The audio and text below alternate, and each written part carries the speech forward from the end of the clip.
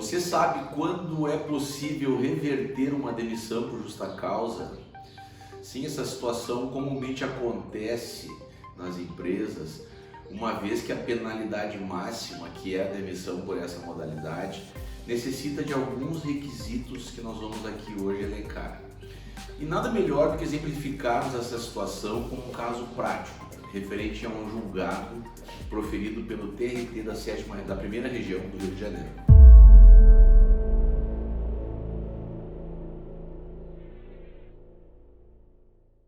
No exemplo que nós vamos citar aqui hoje, um motorista de transporte coletivo teve a sua justa causa revertida,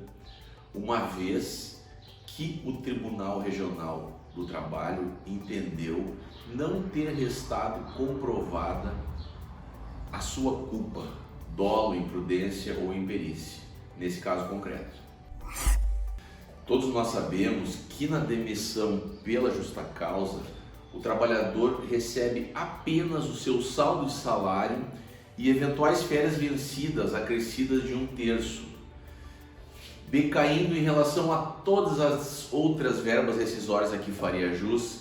tais como o saque do FGTS, o recebimento da multa de 40% sobre o saldo, além do aviso prévio, o direito ao seguro-desemprego e também as férias proporcionais com 1/3. Certo? Nesse caso, o tribunal entendeu que não foi comprovada a imprudência e optou por reverter a justa causa para uma modalidade de demissão indireta, em que o trabalhador aufere sim todas as verbas rescisórias, fazendo jus também ao recebimento do seguro-desemprego, caso preencha os requisitos legais necessários. Nesse caso específico, a fundamentação utilizada pelo Tribunal Regional do Trabalho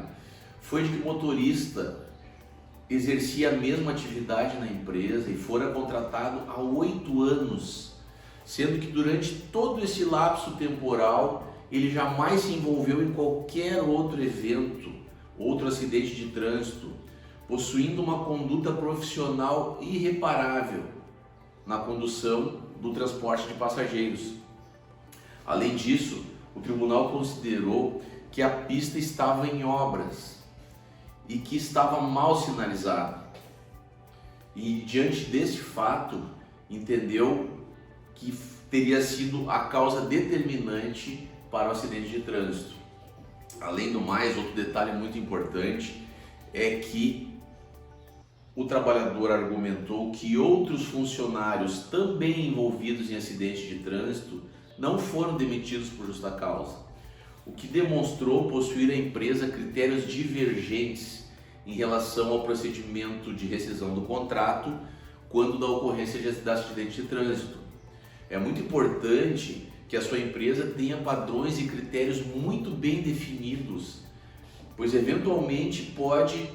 a demissão por justa causa ser revertida em juízo, e isso pode implicar em repercussões financeiras negativas, econômicas, para a sua organização. Então é muito importante que vocês tenham todos os critérios muito bem definidos e que esses critérios se apliquem a toda a coletividade dos seus trabalhadores,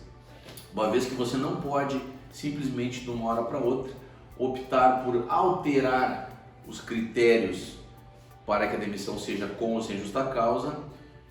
eventualmente desrespeitando os direitos de um ou de alguns trabalhadores. Conforme nos referimos, o histórico funcional do trabalhador era irretocável, uma vez que durante toda essa contratualidade ele jamais sofreu qualquer tipo de penalidade, qual seja uma advertência, uma eventual suspensão. Ou seja, durante todo esse período, desde a sua contratação, ele jamais cometeu qualquer falta funcional, qualquer conduta em desacordo com as normas de trânsito ou até mesmo com as normas da empresa, que devem constar, sempre bom lembrar, no seu regulamento interno. De acordo com o boletim de ocorrência, a culpa do acidente teria sido do veículo que vinha atrás. E nesse caso também não ficou comprovado que o motorista vinha em excesso de velocidade, sendo esses critérios determinantes para a reversão da justa causa. Porém, o juiz de primeiro grau entendeu e confirmou a demissão por justa causa,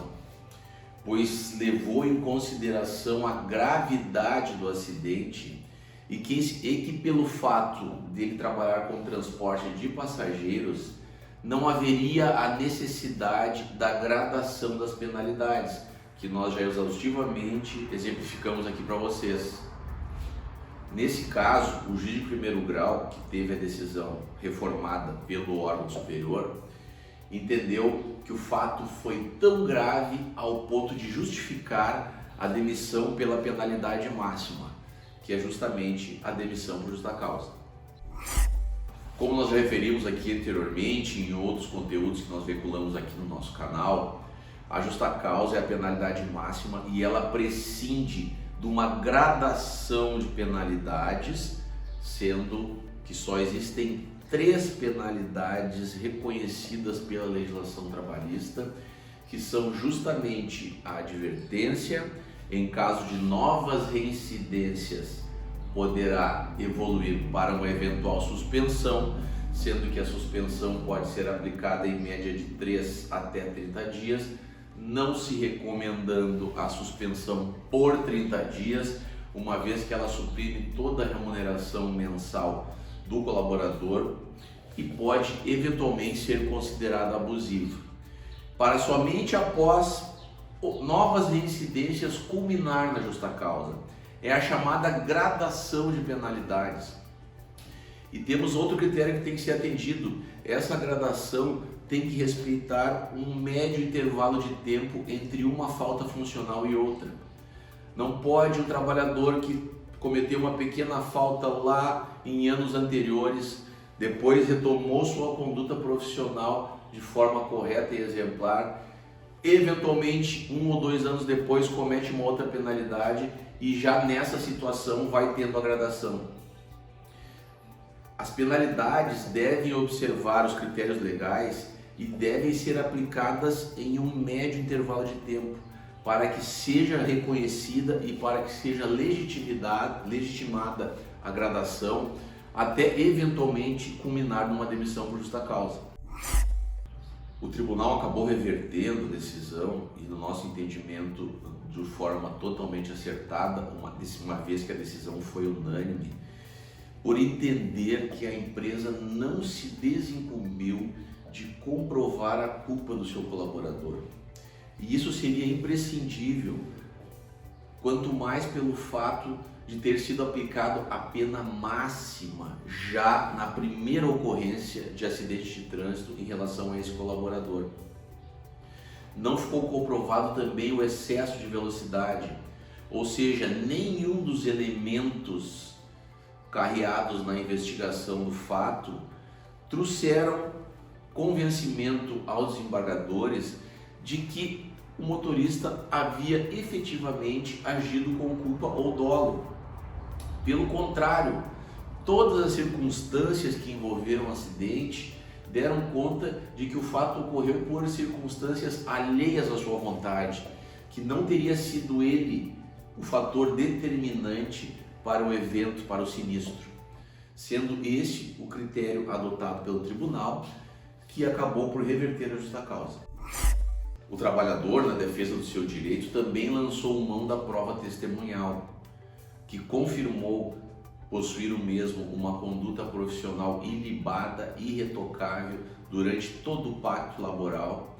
e as testemunhas também comprovaram que outros motoristas envolvidos em acidentes de trânsito não foram demitidos pela penalidade máxima. Pelo contrário, foram desligados da empresa, mas sem a justa causa, sem que tivessem tolhidos direitos rescisórios que são muito significativos, uma vez que o trabalhador pode demorar para se reinserir no mercado de trabalho. Por isso que a demissão por justa causa demanda muitos cuidados e por isso que a sua organização, como eu falei anteriormente, precisa possuir critérios muito bem definidos e precisa colocar uma lupa no caso concreto e analisar uma série de circunstâncias antes de tomar essa atitude,